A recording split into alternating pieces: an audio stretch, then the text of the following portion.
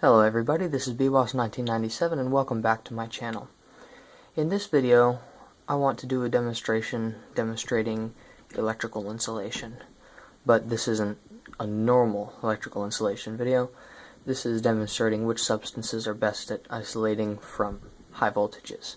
So let's get started. I'm going to be testing a couple different substances here. Okay, the first substance I would like to test today is paper. I think you guys know how this is going to go down. Alright, here we go.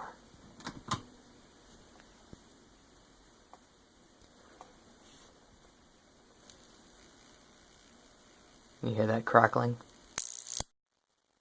Yeah. Not a very good insulator.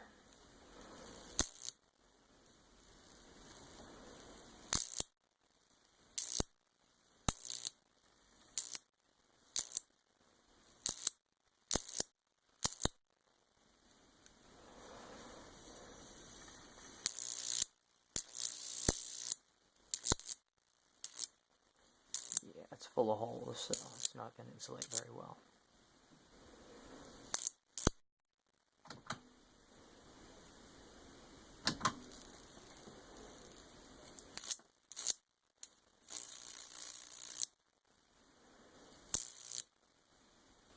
Okay, so there's paper.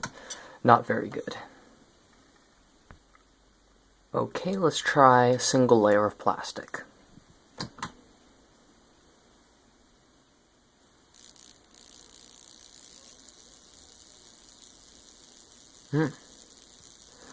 There's some corona discharge, but it's protecting from it. It's very good.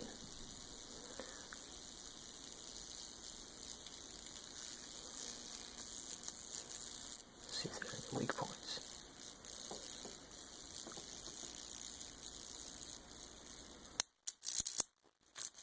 Oop, there's one. A little weak point right there. There's another. Oop. So just turn that off.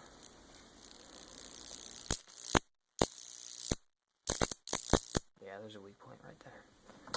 Okay, so it actually fared quite well against 5 kV, but let's see what happens when we put the buzz coil on it. Okay, so I've hooked the buzz coil up with the positive leg going to this plate and the negative leg held in these insulated pliers. The reason I did that is because the positive leg, even if you're not touching the negative leg, will still shock you if you just happen to be grounded in some way. And you yourself, I believe, in this situation with this kind of coil, actually count as a ground. So, yeah, I already got shocked off of this thing once, and although the voltages aren't, or although the voltages are high, the current is low, and as we all know, that won't necessarily kill me. But even though it didn't do any harm, it still hurt. So I'm just going to hold the negative end, because you won't get shocked off the negative end.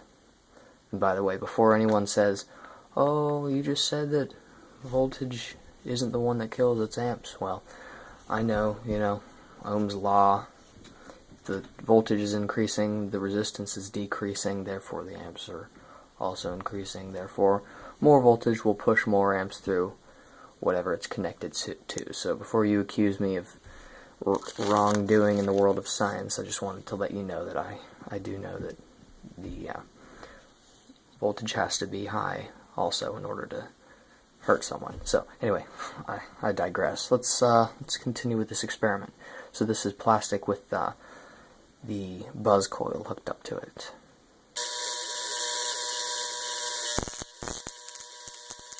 I think you see some corona discharge there.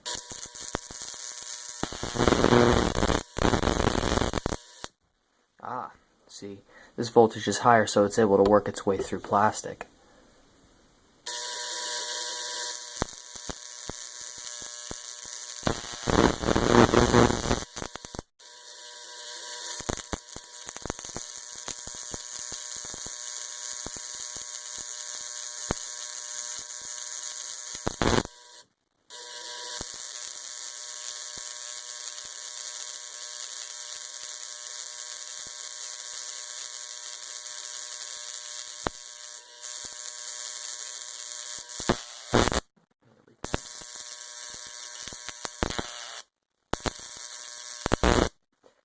So high voltage electricity always finds its way home.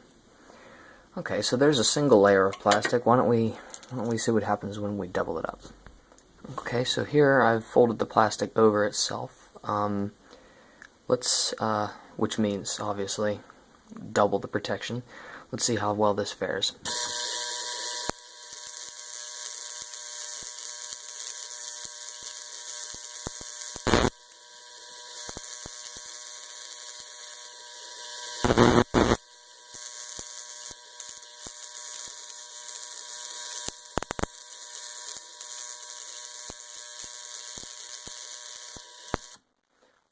Much better. Okay, so plastic, as long as the voltage isn't too high, is actually a pretty good insulator.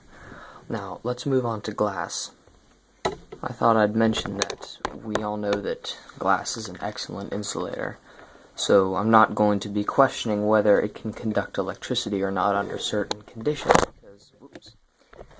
because we know that it will be able to conduct it will not be able to conduct electricity. But what I want to sort of observe right now is how, if we strike an electric arc over glass, the glass can actually fail and break down, and a portion of it will become electrically conductive. So let's do a little test here. Okay, so I've switched back to the regular AC sine wave supply. So now I'm going to strike an arc, and I'm going to bring it over the glass, and the glass will heat up, and it will allow electricity to conduct for a short period of time. So let's try it. I switch back to the heavy cables on this supply. So here we go. Straighten something out here.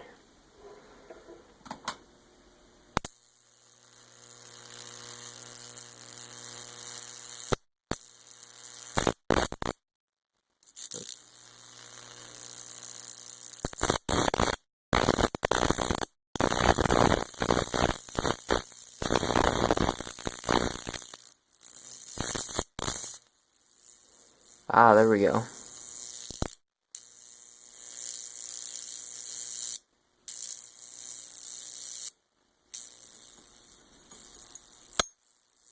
Now, the problem with this is this can actually cause the glass to crack because this particular area is hot and the rest of it is cold, so with heat expansion, that'll happen.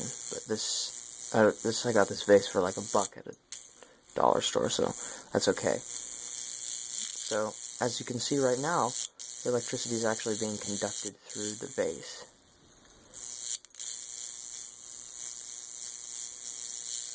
Because this wire, this one is inside, and this one's outside. Now watch what happens when we turn the arc off for a couple seconds. We try to turn it back on. No, it does work, never mind. Let's give it a couple seconds.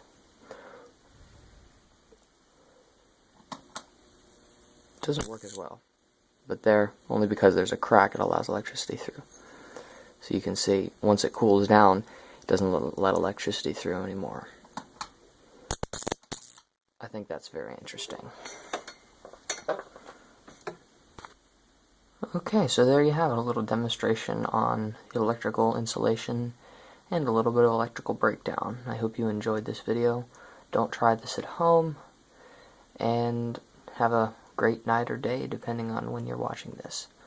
Okay, well, I'll see you next time I make a video. Goodbye.